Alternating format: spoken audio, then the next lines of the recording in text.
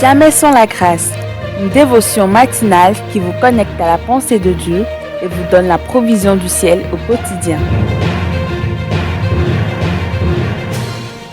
Bonjour chers amis, chers internautes, chers téléspectateurs, bienvenue dans cette troisième dévotion de cette semaine. Que Dieu vous bénisse, précieux Jésus. Ce matin, nous nous focalisons sur toi, nous te donnons la place qu'il faut, c'est-à-dire toute la place. Non seulement la première, mais toute la place, parce que tu es l'alpha, tu es l'oméga, mais entre les deux, c'est toujours toi. Alors bénis nos internautes, bénis nos chers téléspectateurs et téléspectatrices, comme tu bénis aussi cette émission Jamais sans la grâce. Merci d'élargir l'espace de notre tente. Merci pour la puissance du Saint-Esprit, encore ce matin, qui fait une œuvre de conviction dans nos vies. Béni sois-tu, Jésus. Amen. Alors, chers amis, chers téléspectateurs, chers internautes, ce matin, nous continuons dans notre aventure sur cette question à laquelle Dieu nous appelle à répondre honnêtement, à savoir ce que nous avons entre nos mains, tout en sachant que ce que nous avons, nous ne le produisons pas, nous ne sommes pas créateurs, mais nous sommes des vases appelés à recevoir. Qu'as-tu et tu n'es reçu? Et si tu l'as reçu, pourquoi te glorifies-tu comme si tu ne l'as pas reçu? Au cas où tu penses que c'est signifiant, mais si tu as un regard de petitesse sur la chose, alors si tu l'as reçu, pourquoi le méprises-tu comme si tu ne l'avais pas reçu, comme si c'était l'œuvre de tes mains? Et vous savez, comme on le voyait hier avec l'exemple de Moïse, Dieu nous pose toujours cette question. Exode chapitre 4, le verset 2, l'Éternel lui dit, qu'y a-t-il dans ta main?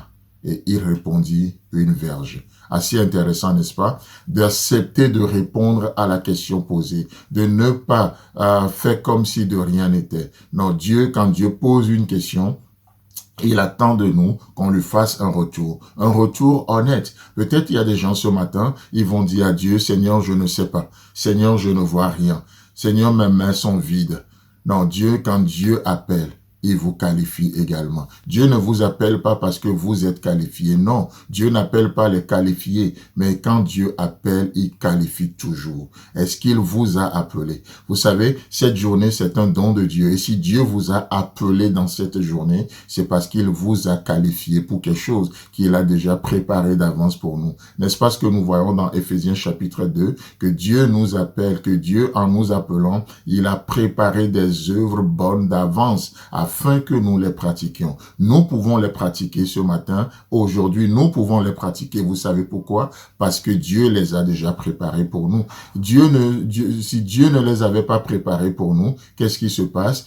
Sans lui, nous ne pouvons rien. Nous ne pouvons absolument rien. C'est pas juste dans certaines choses, non, absolument rien. Mais Moïse va accepter. Moïse va accepter d'apporter cette verge-là, symbole de son autorité future devant Dieu. Et une fois que c'est jeté par terre, en termes de Seigneur, je te redonne ce que tu m'as donné. Parce que la meilleure façon, n'oubliez pas, la meilleure façon de gérer ce que Dieu nous a donné, c'est de le lui redonner.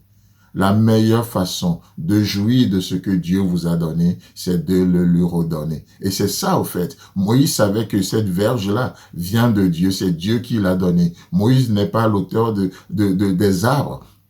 Moïse n'a pas inventé l'arbre, c'est Dieu. La source, c'est Dieu. Et donc, du coup, cette verge, Moïse va devant Dieu et il la jette par terre. Il la jette par terre. Et Dieu, comme on le disait hier, va donner une nouvelle identité à cette verge-là. Cette verge que Moïse connaissait depuis 40 ans, Moïse va réaliser qu'il y a un aspect de cette verge qui l'échappait. Cette verge, ce bâton, va devenir un serpent. Et Dieu dit, mais prends-le par la queue, sachant que c'est pas la meilleure méthode pour saisir un serpent. Vous savez, aujourd'hui, Dieu ne vous appelle pas à ce qui est naturel. Dieu ne vous appelle pas à ce qui est logique. Dieu vous appelle au surnaturel. Et qu'est-ce qui va se passer? Moïse va obéir.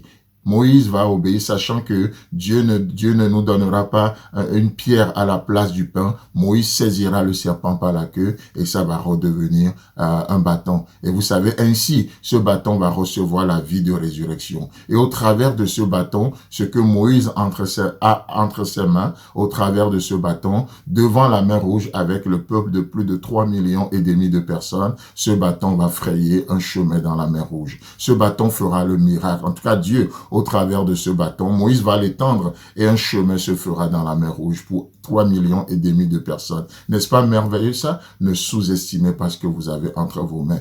Oh, le peuple dans son aventure sera devant l'eau amère et Moïse va mettre ce bâton dans l'eau amère là et l'eau deviendra douce. Mara deviendra douce et c'est tellement extraordinaire. Vous ne savez pas la portée de ce que vous avez entre vos mains. Vous ne savez pas la portée de ce que Dieu peut faire avec un conjoint qu'il vous a donné, avec un enfant qu'il vous a donné, avec ce qu'il vous a donné. Alors priez que Dieu vous révèle la véritable nature. Chers amis, chers internautes, que le Seigneur vous bénisse et si Christ a d'avenir, on se retrouve demain.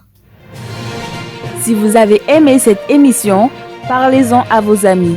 Parlez-leur du message de la grâce et de ce qu'il fait dans vos vies. Pour un sujet de prière, une question ou pour devenir partenaire, contactez-nous au 00229 94 75 80 20. Que Dieu vous bénisse et à la prochaine. En attendant, pensez avec Dieu.